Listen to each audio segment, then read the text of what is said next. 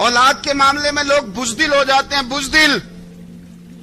पर हजरत उमर का बेटा मिस्र गया, वहां से कमाई करके लाया, तिजारत करने गया, लाखों का माल। कौन सा बाप है दुनिया में जिसका बेटा बाप से पैसे लेके आए तो अब्बा तफसील पूछे कि बेटा कहां से कमाए, कहां से लाया, कितने मिले, क्यों आए? कौन सा बाप तफसील पूछता है? अब्बा तो कहता ला सही और तारीफें करता है, मेरा बेटा बड़ी कमाई करता है। कभी पूछा है उससे कि ड्यूटी सही देता है कि नहीं?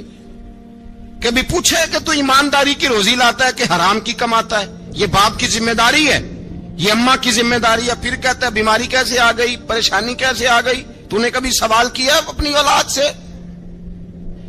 हजरत उमर फारूक रजी अल्लाह ताला अन्हु का बेटा मिस्र से पैसे कमा के लाया तो जनाब उमर ने बुलाया, फरमाया बेटे इतनी तो तेरे पास राशि नहीं थी, थोड़े से तो तू पैसे लेके गया था, इतनी कमाई कैसे हो गई? इतने तो पैसे नहीं थे साहब, कहां से कमाई लाए?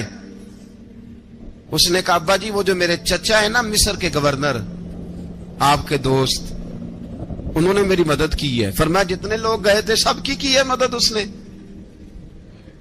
कहा नहीं सिर्फ मेरी की। फरमाया तेरी क्यों की? तेरी क्यों की? कहा हुजूर आपके दोस्त हैं। फरमाया चुप कर, हुजूर उन्होंने मुझे इतने पैसे दिए, मैंने कारोबार में डाले तो नफा आया तो मैं उनकी रकम दे के। फरमाया खामोश हो जा, बाकी जितने लोग गए थे सबकी मदद की उसने? कहा नहीं हुजूर सिर्फ मेरी की।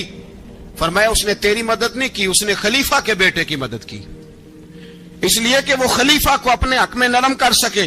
फरमाया आधा माल तेरा है, आधा माले गनीमत का है, माले खजाना का है, मुसलमानों का है, इसलिए कि तू जो वहां से माल कमा के लाया है वो अपने बाप के खलीफा होने की वजह से कमा के लाया है, लिहाजा रख इधर।